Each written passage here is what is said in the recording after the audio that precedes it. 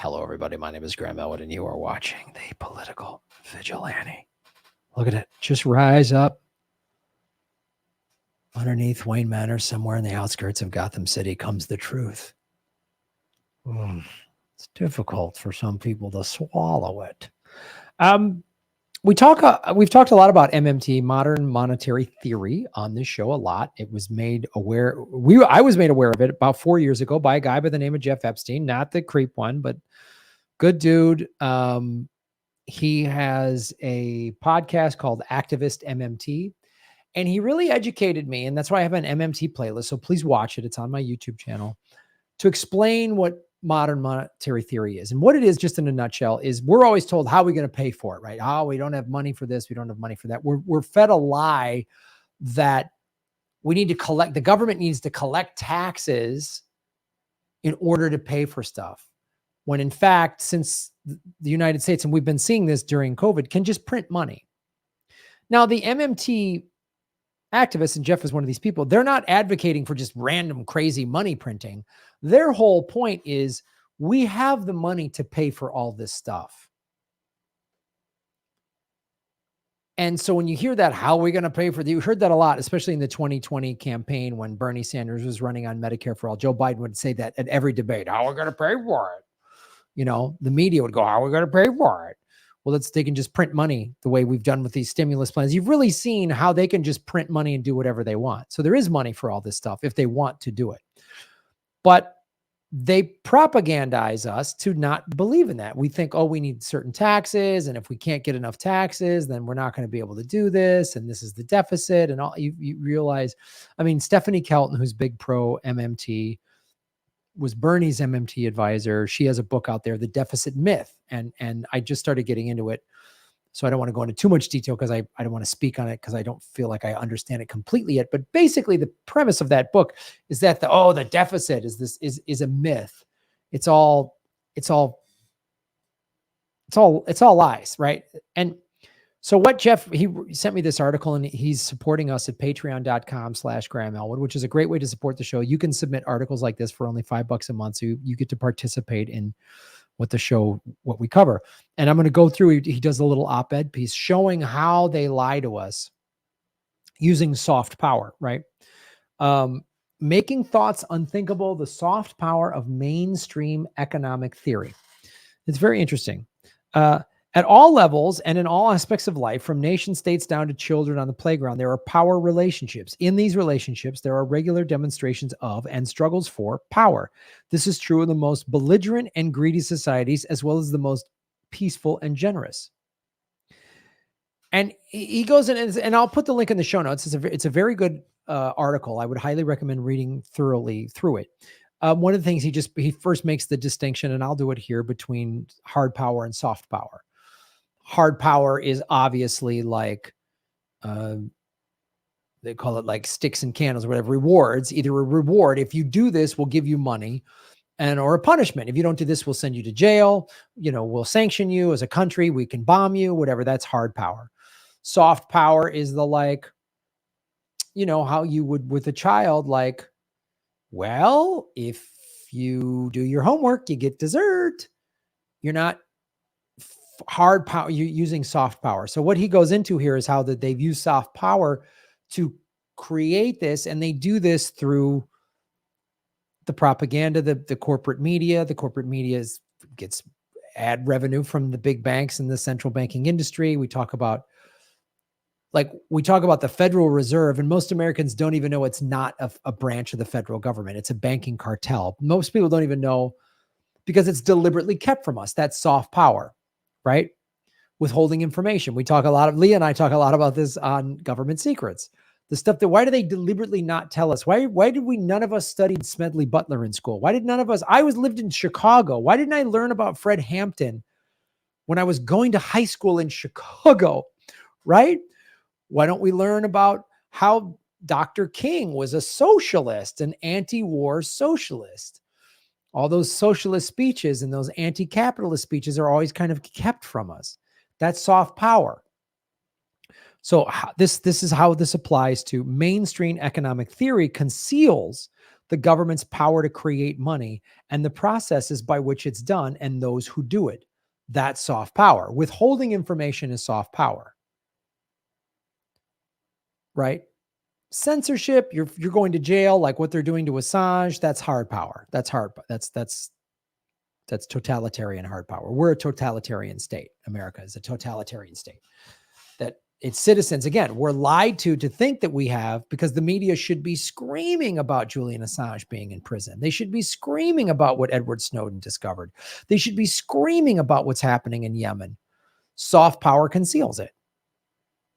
When Rachel Maddow does a segment about how awful Russia is, and it's literally sponsored by Boeing because a proxy war in the Ukraine is good for business for Boeing, right? So I'm giving you all of the examples, but specifically to this,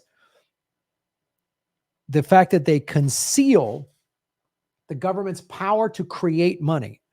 Most Americans don't know this. They kind of started to wake up to this fact during the pandemic. It's like, oh, they're printing all this money. We've printed more money in the last 2 years than we have total, I think. It's insane. And the process by which it's done. Now, again, if you're brand new to MMT, there isn't time here to give you a full background on MMT, but that's okay. Go to my MMT playlist and just see there's some very simple introductory videos where Jeff is literally spoon feeding it to me. And I'm like, really? And don't feel bad, because this has been concealed from you. You're not dumb. You're not an idiot. It has deliberately been concealed from you how this works. It's been concealed from all of us. It's not taught in schools for a reason, right? Just like we're not taught about all the CIA coups of democratically elected leaders all around the world. Why is that concealed from us? Well, because we would know the truth about America is not the good guy. We're the evil empire. So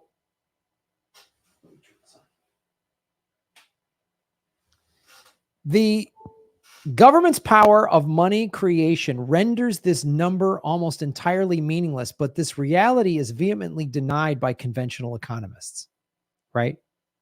And he's talking about the deficit. Oh, the deficit's 50 trillion or whatever the deficit number is. And that's always a big thing. They always talk about it every 4 years. It's a big thing they talk about the presidential election. And the government's power of money creation renders this number almost entirely meaningless, but this reality is vehemently denied by conventional economists. Conventional economists deny this. We've even seen it with Bitcoin. All these conventional economists, Bitcoin's bad, get Bitcoin's bad. And then that was 4 or 5 years ago. And now they're like buying Bitcoin because they see the power of it. Because the thing is they see Bitcoin, not the altcoins, but specifically Bitcoin, as a very direct threat to the power of the central banks. It's a threat to them. That's why knowledge about how the government can just print money and we could have free college, Green New Deal. I mean, we could have everything. They don't want Americans to know that.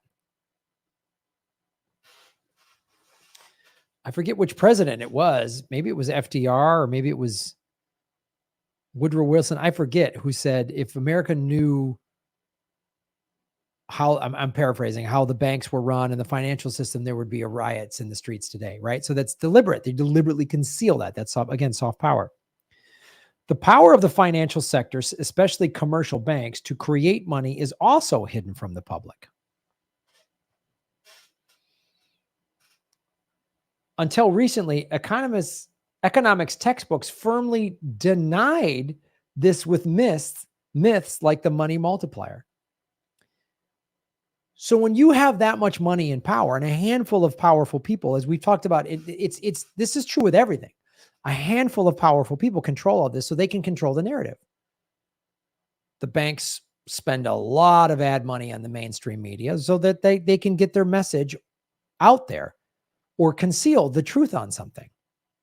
I'm not one of these people like, oh, it's all fake news. It's not all fake. It's packaged. Certain things are deliberately concealed or left out. They only talk about part of the issue. It's not just full on fake. I mean, I don't like that statement, fake news, because that's just like saying whatever, there's a hurricane in the Gulf of Mexico, then fake news, like it's all lies. It's just a drizzle. I mean, that's crazy. But you have to look at the specifics here of how they conceal this and what they're concealing and why. Again, they don't want us knowledgeable. They want us dumb. They want us divided, distracted, and afraid. If we're divided, distracted, and afraid, we're all fighting with each other. We're not seeing it how they're lying to us and who the real enemy is, right? The deficit myths are a major tool for creating the facade of democracy. We don't even have a democracy, not when a handful of wealthy people control everything. It's not, we have no democracy. Provided elected representatives with legitimate, neutral, and natural sounding excuses, it allows them to say that withholding what's desperately needed by millions is unfortunate but necessary. Right. That gets into the how are we going to pay for it crowd. And Americans are fed this because if Americans really knew how money was we could just print and create it, they'd be like, well, then we should have everything. We should have, every city should have amazing public transportation. Right? We should have all of these things. We should all have free college. There should be no awful public. I mean, we should have great public schools. We should be on the cutting edge of new learning, not this old archaic system of learning. We should be, our universities and colleges should be like this bastion of critical thinking. They aren't anymore. They used to be, but they came in and bought all those up. And this is how the politicians are like, and there's some new bill and we're just trying to get a little, that's how this helps what they're saying, this concealing of how the money actually works, how the economy actually works, how the banking industry actually works, provides cover so the politicians can say, there's this bill coming through Congress and look, it's not perfect. We're trying to get the best it's like Obamacare, right? The Affordable Care Act. Well, at least we got something. We had to fight tooth and nail with these Republicans. No, the Democrats controlled the House and the Senate and the White House when Obama was doing that, similar to what they're doing now. And so they just, and when you conceal how the monetary system and the economy is actually done, then it's easy. And that's also, then you can conceal that the for-profit healthcare system is a scam. The for-profit prison system is a scam. You can see there should be no poor people. I mean, literally, there should be no homeless people in America. I mean, I can go on and on down the line, but you see how the concealing of information, or in some cases, the outright denial of how the banking system is actually done, lets all these politicians, and then they can blame all the Republicans got in the way or the Democrats. They can kick that football back and forth, saying it's that party's fault, not this party's. And then whenever a new party comes into power, it's always like, we want to get that done, but we got to clean up the mess of those last guys. Phooey baloo. And then there's this, just get them out of there. Just vote for the Democrats. Just get anyone in that vote for any blue crowd. Some of those who are supposed to care about us the most, in fact, decided to betray us before we were even born. And what this article also goes into is how soft power, we were all born to believe that those in power, including our parents, teachers, and government, they want what's best for us. They really want what's best for us, but we just kind of disagree on how to get it done. They do not. The Republicans and Democrats do not care about you at all. They don't care what's best for you at all. They only care about money and getting reelected. That's all they care about. Because again, America is a collapsing empire. It's not going to collapse. It's not when is it, we are collapsing. The only question is how long and how bad is the collapse going to be? That's it. That's the question. We're collapsing. We have collapsing infrastructure. We're in the middle of inflation-fueled recession. Like, we're in a recession. Nobody wants to say it, but we're in one right now. Gas is $5, $6 a gallon, depending on where you are in the country. Basic costs of food and everything like that have all gone up. And they act like, we don't know how we're going to, we don't know. All this could be fixed. So it's deliberately lied to us. So if the governments really wanted, they really cared about us, and they were literally just debating on how to fix things, if that was legitimately the case, rather than this professional wrestling theater that's presented to us on a nightly basis on whatever, corporate outlet, Fox, ABC, NBC, whatever.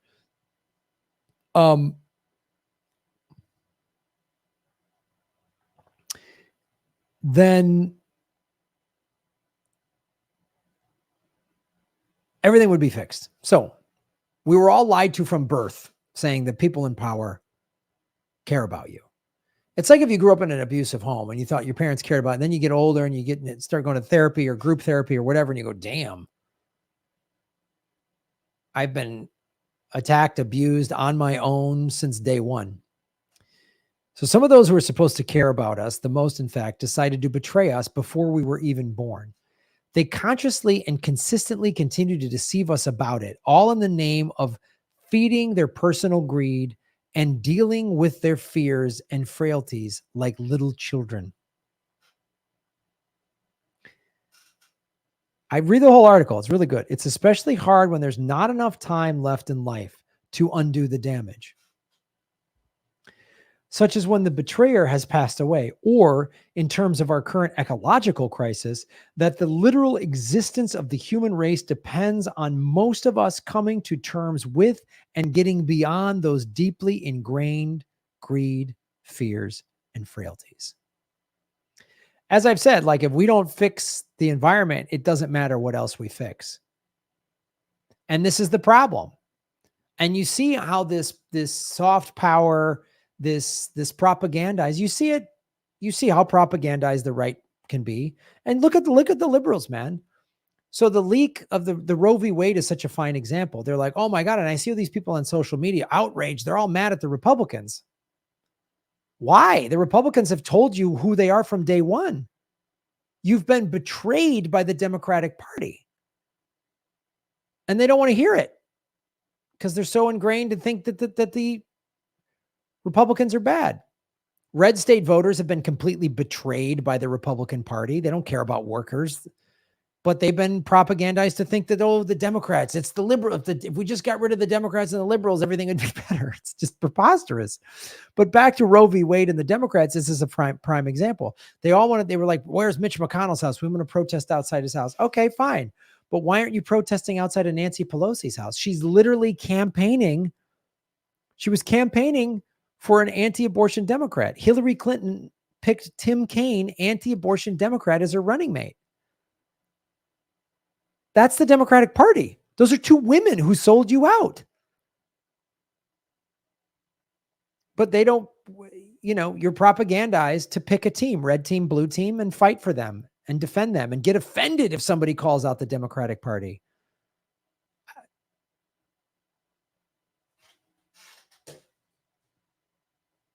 The literal existence of the human race depends on most of us coming to terms with and getting beyond those deeply ingrained greed, fears, and frailties. But everyone wants to pick a side and get mad and take it personally when you're critical of some politician they voted for. I don't get it.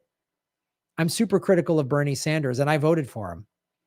He got $800,000 from the defense industry in 2020. He sold out. He didn't fight hard enough to Joe Biden. He sheep herded people and took a bunch of money. I can say that. And it wasn't like Bernie was like, oh, he's my hero. And that's like, we got to wake up to this fact. No one's coming to rescue you. No one, no Democrat, no Republican. They're not coming.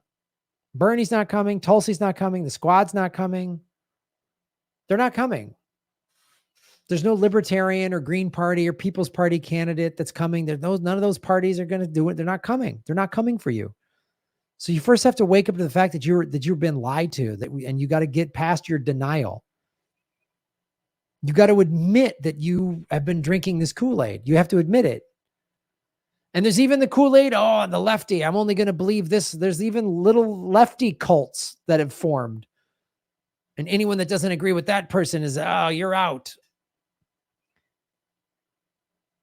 There's all these cults. And so you have to wake up to that fact. And that's what Jeff is trying to do here, specifically with how we've been lied to about the economy.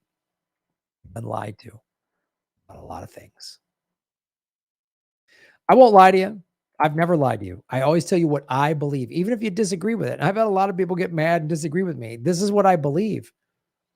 I don't get a lot of credit for the fact that I say what I believe. I'm not chasing clicks. I know a lot of issues have complexities and nuance to them. I could just say I'm either pro this or anti that, and that'll get clicks. I'm not chasing clicks. I'm one of the few people on YouTube that has integrity. And I don't drink Kool-Aid, and I don't follow cult leaders. I follow the money, I connect the dots, and I get the truth. And that's why you watch this show, because you want the same thing. So shave your knuckles for justice. That's how you make Gotham great again.